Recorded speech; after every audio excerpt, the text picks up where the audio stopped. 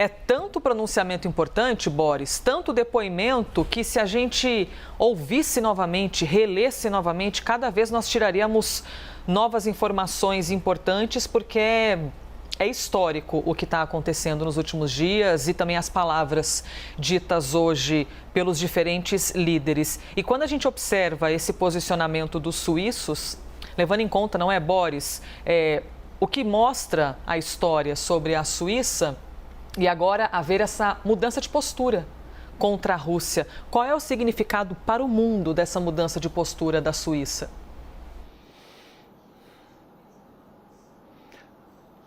A Suíça, como todos os países, no âmbito internacional, trabalha muito movida pelos seus interesses. A Suíça continua sendo, embora não seja mais um cofre secreto do mundo, um centro financeiro importante, dos mais importantes da Europa. Os grandes negócios de gás, agrícolas, etc., passam pela Suíça.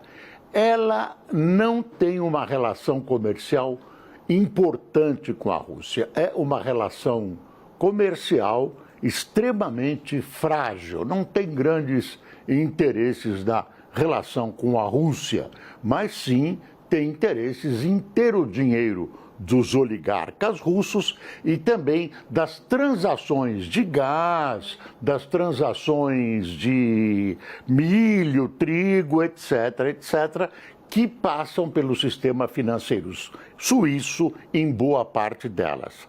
A Suíça também percebeu que, nesse instante, a Europa se mobiliza contra a invasão russa e que ela estava se tornando um país isolado. Não quer ser um país isolado porque quer manter essa hegemonia financeira, essa confiança, essa credibilidade financeira que ela tem. Então, ela não pode se isolar do resto democrático da Europa quando praticamente toda a Europa se volta contra a Rússia nessa invasão da Ucrânia. Você falou das notícias que estão fluindo e eu quero ressaltar um artigo do Economist hoje. Economist é uma revista inglesa que é uma espécie de bíblia do mundo financeiro. Então, o Economist, eu não vou, claro, ler o artigo inteiro, resume em 3 pontos o que está acontecendo na Ucrânia e resume isso como erros do Putin. Olha aí, Elisa, o primeiro erro de Putin foi subestimar o inimigo. Talvez ele acreditasse em sua própria propaganda que a Ucrânia não é um país de verdade, mas uma nação falsa, erigida pela CIA e controlada por bandidos, que são abominados pelo seu próprio povo. O segundo erro de Putin, segundo a Economist, é comandar mal as suas próprias forças armadas. Sua aeronáutica até agora não foi capaz de dominar os céus.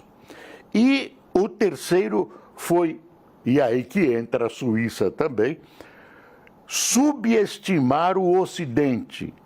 Outra vez, talvez Putin acreditasse que o Ocidente estivesse decadente e autocentrado demais para conseguir organizar uma resposta.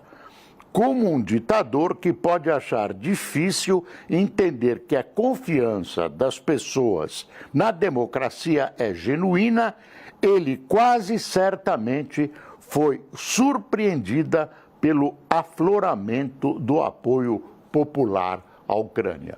Então, são 3 erros do Putin, ele não acerta sempre, aliás, erra muito, e pode estar conduzindo a Rússia para um desastre, e aí ele vai, se isso acontecer, o desastre, ele vai pagar politicamente. Ele nem tem vida eterna e ninguém tem vida política eterna. Só os reis, as majestades, os potentados, mas nem todos os ditadores têm vida política eterna. Eu queria aproveitar para fazer um reparo numa observação a respeito de uma coisa que o Tiago Anastácio colocou. Eu queria dizer que o presidente Bolsonaro aqui está sendo vítima de uma injustiça, de que ele teria mentido aos repórteres e à imprensa na hora que ele disse ter conversado por 2 horas com o Putin. Vários órgãos de imprensa reconheceram seu erro, porque jamais o presidente Bolsonaro, naquela entrevista, mencionou que teria conversado 2 horas pelo telefone com o Putin. Ele estava se referindo àquelas 2 horas que ele conversou com Putin em Moscou, no Kremlin, e não durante a entrevista agora. Então, essa é uma correção que tem que ser feita, foi feita pelos jornais e revistas, ele jamais mencionou esse fato de ele ter falado recentemente por telefone e durante a entrevista ele jamais disse telefone. Ele disse que teve aquela conversa com Putin, depois o Itamaraty reafirmou isso. Então, a bem da verdade, é uma desinformação, algum erro de alguns órgãos de imprensa que eventualmente corrigiram esse erro. Então não se pode atribuir uma mentira ao presidente Bolsonaro. É isso, Elisa. Boris Casoy falando ao vivo conosco às 10h29. Obrigada, Boris.